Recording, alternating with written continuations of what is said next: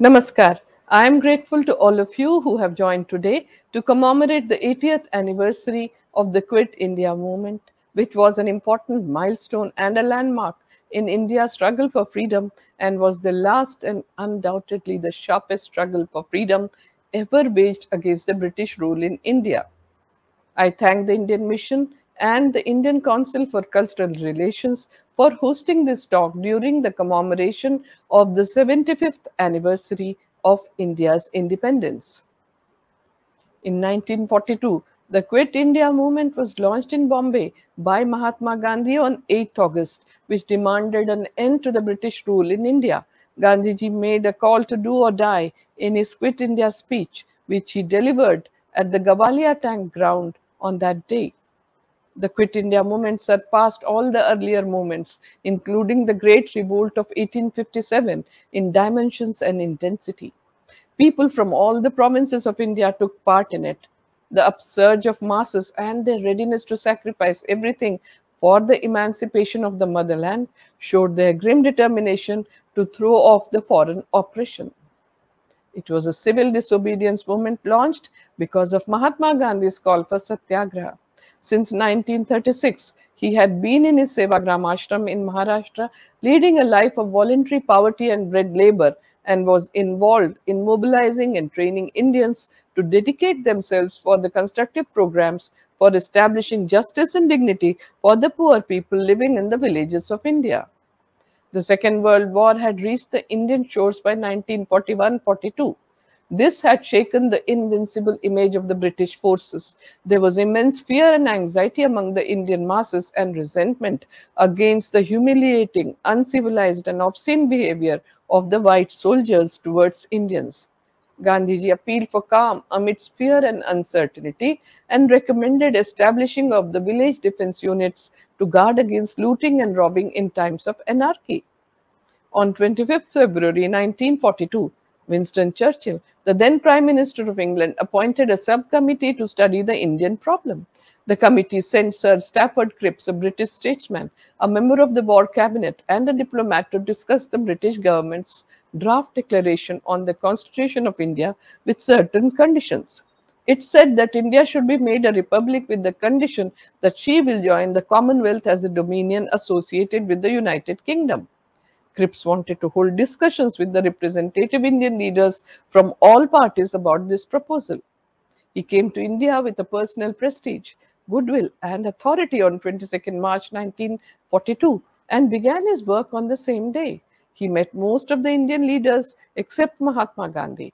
The British Viceroy Lord Linlithgow advised him to talk to Mahatma Gandhi if he wanted to succeed in his mission. They requested Mahatma Gandhi to come to Delhi from the Sevagram ashram. They met on 27th March 1942 at 3 Queen Victoria Road in Delhi, which was later renamed as Dr. Rajendra Prasad Road. The meeting lasted well over 2 hours. The proposal seemed to Gandhiji as laughable. He saw that the shortcomings clearly and said the proposal was like a post-dated check.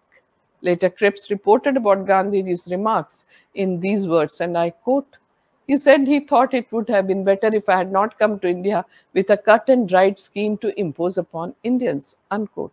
Cripps continued having dialogues with other leaders but did not meet Gandhiji again. Most of the political parties and the groups of that time rejected the proposal later. Cripps' mission was a failure subsequently, and he blamed the Congress and Gandhiji for the failure of his mission, which was not true. Cripps had left India on 12th April for England. Gandhiji feared that the country would despair at this failure. The sense of fear produced by the war, the anger at the racist behavior of the White Army, and the political failure would combine to make Indian hearts sadder. It would need a great act to uplift the country from the despair, anger, and fear that enveloped it. With a deep prayer, Gandhiji searched his conscience to guide him towards this act. In April 1942, Gandhiji placed a draft resolution proposing that the British should withdraw from India for the sake of their own safety, for the security of India, and for the cause of the world peace. He said that in the event of the Japanese aggression, the Indian people would offer non-violent non-cooperation to the aggressors. After some amendments by Dr. Rajendra Prasad, who later became the first president of independent India, the resolution was passed. In June 1942, the American journalist Louis Fisher came to the Sevagram ashram. Fisher wanted to know how Gandhiji planned to carry out the civil disobedience movement.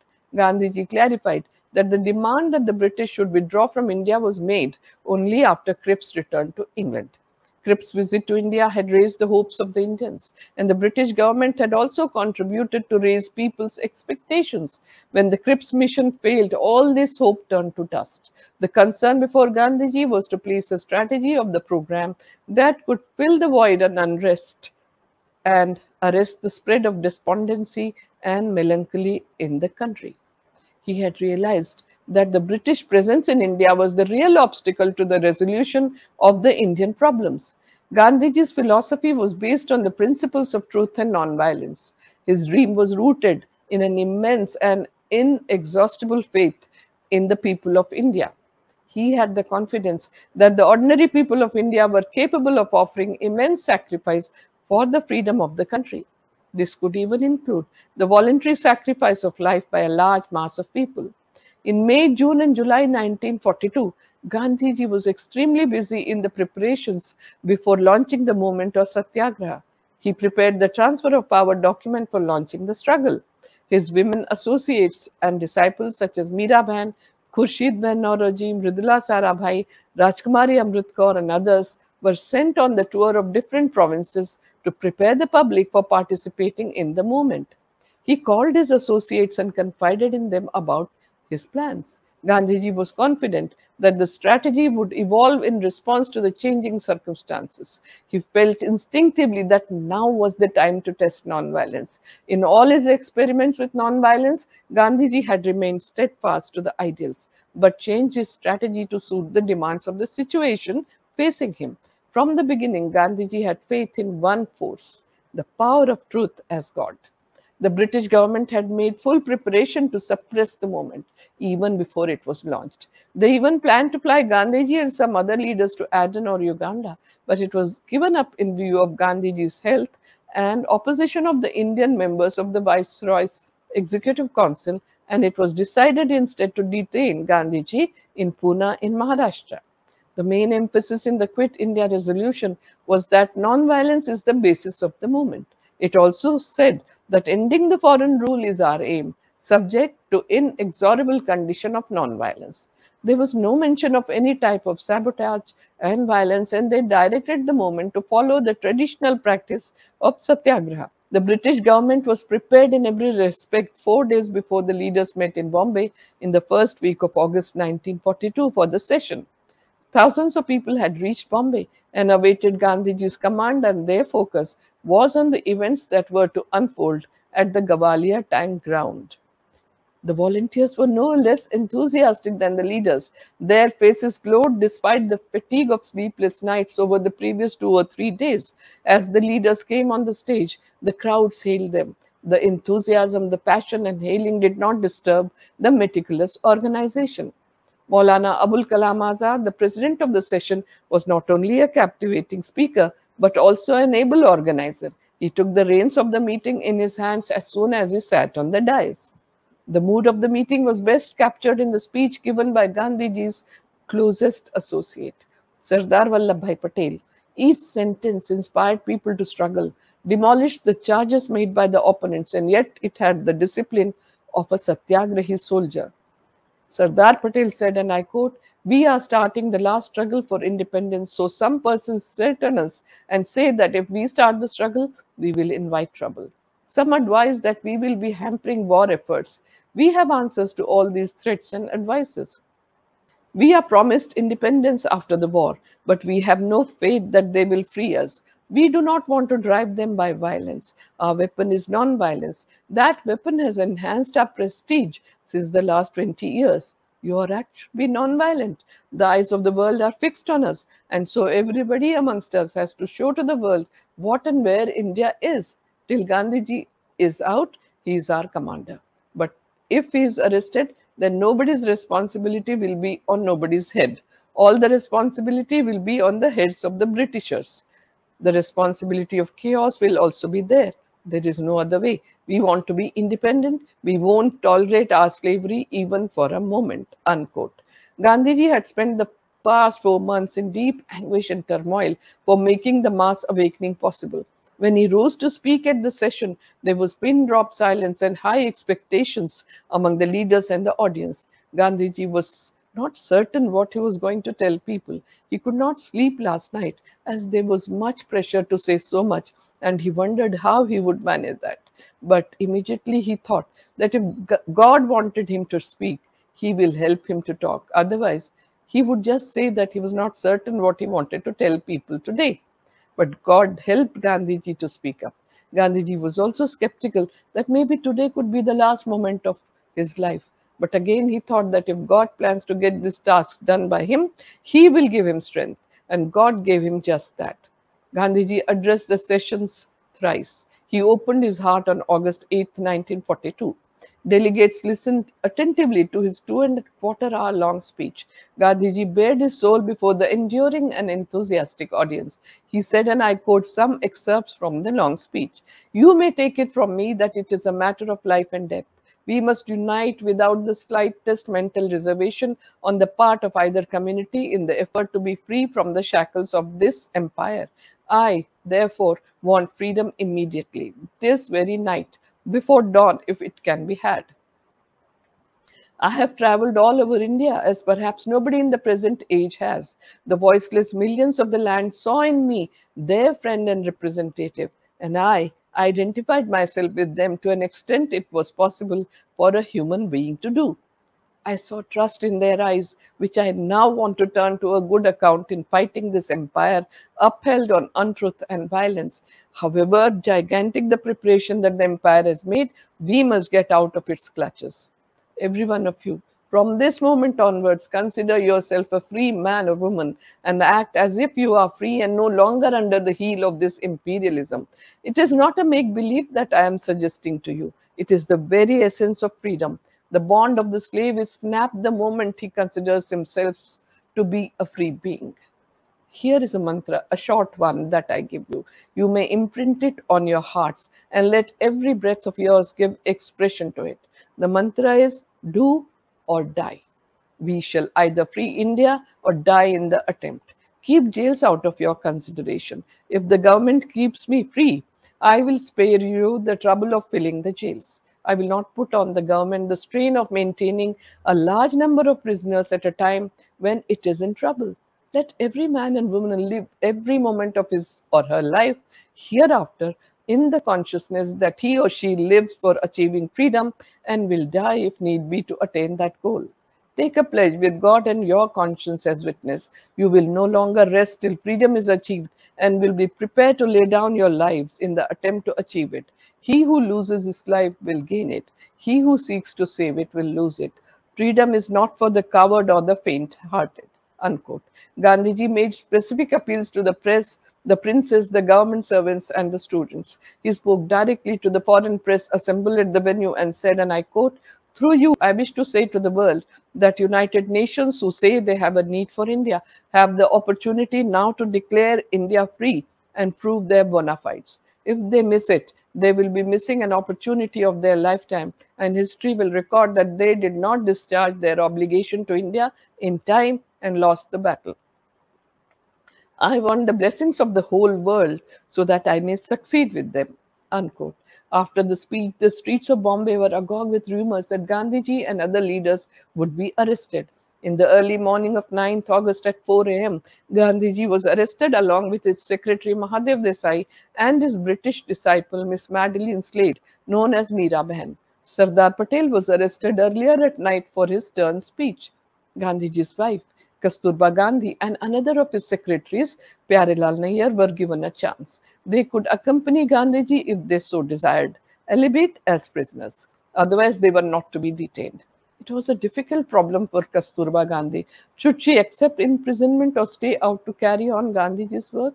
She sought Gandhiji's counsel, and Gandhiji said, and I quote, "If you ask me what I would like you to do, then I would like that you address the Shivaji Park meeting in Bombay on my behalf and get arrested on your own right. But I would not prevent you from coming with me. It is possible that they may not keep you with me after your arrest. You should decide considering all this." Unquote. Kasturba Gandhi's predicament was severe, but she arrived on the great decision in a fraction of a moment. She spoke in a grave voice and said, and I quote, "If you ask me what I would like to do, it would be to stay with you. But more than that, I would like to fulfill your desire. I will stay back." On 9th August, as Kasturba Gandhi stepped out to address the meeting at Shivaji Park, she was arrested. Gandhiji's arrest marked the launch of the movement spontaneously. The government's response to the movement was quick. Almost all the leaders were imprisoned without trial within few hours of Gandhiji's speech. Many of the imprisoned stayed during the war in the prisons with no contacts from outside world. The city plunged into general strikes, processions, demonstrations, charkha spinning, picketing against shops of foreign clothes and liquor, flag salutation ceremonies, political meetings, and the outburst of popular unrest. After the arrest of numerous leaders, people took over the command of the movement. Quit India movement demonstrated tenacity and bravery, defiance and determination, forgiveness and perseverance of people. Famous leaders and little known or unknown men and women played a major role. They created history with their passion for the motherland and the drive for freedom. Gandhiji's leadership was charismatic and people's participation was astounding. Although they had their moments of despair and desolation, they surpassed the obstacles of violent outbursts and repression by the British. Together, they opened uncharted avenues to reach the destination of independence. An aspect of the Quit India movement that is rarely spoken about is the way it encouraged Indian women to come out of the thresholds of their homes and raise their voice against the British rule. Women were active throughout the movement. As most of the leaders and men were behind bars, women took to the streets, raising slogans, holding public lectures, organizing processions, distributing bulletins and other nationalist leaflets, holding demonstrations, continuing to spin, teaching Hindustani and bringing Gandhiji's message in the precincts of homes. The women of India at large were endowed with a new spirit on the call of Mahatma's do or die. There are a few women whose contribution history can never forget, like Usha Mehta of Bombay, who kept up the struggle through the underground radio, passionately propagating the messages of freedom and disseminating information about the struggle against the coercive rule of the British government. Aruna Asaf Ali unfurled the national flag at the flag hoisting ceremony at the Gavalia Tank Ground on August 9, 1942. Sucheta Kriplani established contacts with groups still active throughout India and encouraged them to continue non-violent activities. Dr. Sushila Nair was imprisoned with Kasturba Gandhi, Mahatma Gandhi, and Mahadev Desai in Aga Khan Palace jail in 1942. Rajkumari Amrit Kaur led processions day after day and faced the police brutality 15 times and was arrested subsequently. Matangini Hazra from Midnapur district, West Bengal, led 6,000 supporters holding the tricolour flag high to capture the Tamluk police station until she was shot dead by the British Indian police in front of the Tamluk police station on 29 September 1942. Students from various institutions and colleges were active during the movement. The government took recourse to arrest and firing, leading to further chaos and disorder. Unrest spread to the interiors of the Bombay Presidency, like in the other provinces. The police and the British Army in India led a violent crackdown, arresting over 1 million people. The total civilian deaths after the Quit India protest, however, were close to thousands. The underground press contributed to getting Mahatma Gandhi's mantra out to the masses. Do or die became the unifying rallying cry for the civil disobedience campaign that spread across the subcontinent and lasted from August 1942 to September 1944. The traditional Indian attitude of passivity somehow vanished. This was truly something great accomplished by Gandhiji. Perhaps he himself was not aware of the forces he was unleashing. The greatest impact Gandhiji made was in making the Indians shed their innate fear. He restored to the Indians the erect posture and made them look any foreigner in the face. He made people shed the fear of heavy sticks, the prison, even the bullets. This was no mean achievement, and since it was done, it could not delay the freedom much longer. The Indian by 1930 had, so to say, found his soul. This came to be carried on a little further in the Quit India movement. What is remarkable is the fact that Gandhiji had faith in people's power right from the beginning of his struggle, a faith that rarely found an echo in the government or in the minds of the leaders and intellectuals of India. This was the faith that rattled the colonial rule in India, and this was the faith that stirred nationalist spirit during the Quit India movement. The momentum it provided in securing the country's independence proved unstoppable. The British government realized it was impossible to keep India under reins in the long run. Finally, India gained freedom on 15th August 1947. It was a defining moment in bringing an end to colonialism in other parts of the world too. As Gandhiji had visualized and predicted, the freedom to India paved way to the freedom to most of the colonies of Asia and Africa. I once again take this opportunity to thank the Indian Mission and the Indian Council for Cultural Relations for hosting the talk. My special thanks are to all of you who have joined me online. Namaskar.